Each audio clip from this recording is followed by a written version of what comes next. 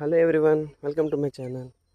ఈరోజు పొద్దున్నే వచ్చేసి మా తోటలో ఉన్నటువంటి రెడ్ కస్టర్డ్ యాపిల్ అంటే రామఫలం అంటాం కదా, ఆ చెట్టు ఎక్కేసాను. మా తోటలో పెద్ద చెట్టు ఉంది. సో చూసారు కదా కాయలు ఎంత పింక్గా ఉన్నాయో. 2 కాయలు అయితే సంపాదించాను పైకి ఎక్కేసి. అయితే ఇంకొక 2 కాయలు మాత్రం చెట్టు మీద నుంచి పడి నుజ్జు నుజ్జు అయిపోయినాయి. చూడండి ఎలా చితికిపోయినాయో. సో కంప్లీట్గా డ్యామేజ్ అయిపోయినాయి. ఇది కూడా చూడండి ఎలా డ్యామేజ్ అయిపోయిందో, పాడైపోయింది. అంటే పండిపోయినాయి అనమాట. చిటారు కొమ్మలు ఉండడం వల్ల నేను కర్రతో కోసాను, అవి పండలేదనుకున్నాను, కానీ పండిపోయినాయి. రాలేసరికి చితికిపోయినాయి. సో మొత్తానికి 2 కాయలు కోసాను, ఇంకో 2 కాయలు పాడైనాయి.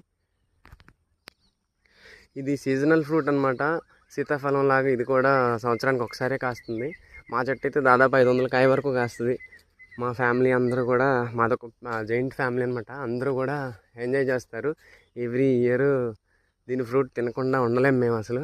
ఖచ్చితంగా నేనైతే ఎప్పుడు ఫస్ట్ కాయ కాసిద్దా కోసేసుకుందామా అని చూస్తూ ఉంటాను. తోటకు వచ్చినప్పుడల్లా ఈ చెట్టు ఎక్కి వెతికేస్తాను, ఎక్కడ కాయలు ఉన్నాయి అని చెప్పి. సో చాలా పెద్ద చెట్టు ఇది. ఇలాగే మాకు ఎన్నో ఏళ్ల పాటు మాకు ఫ్రూట్స్ అందించింది, అలాగే అందించాలని కోరుకుంటున్నాను. నేను మా తోటకు వచ్చినప్పుడల్లా ఈ చెట్టు ఎక్కకుండా మాత్రం ఇంటికి వెళ్ళేదే లేదు. సో ఈ చెట్టు అంటే నాకు అంత ఇష్టం అనమాట.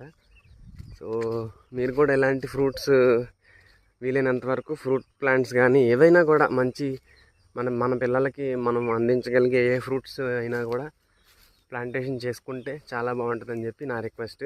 సో చూడండి ఎలా కాసినాయో. ఒక్కొక్కసారి ఏకంగా గుత్తులే కాస్తాయి. ఈ సంవత్సరం కొంచెం ఇంకా బెటర్, లాస్ట్ ఇయర్ కన్నా ఈ సంవత్సరం ఇంకా ఎక్కువ కాసింది. సో చెట్టుకు కూడా దాదాపు 15 సంవత్సరాల వయసు ఉంటుంది. Thank you for watching.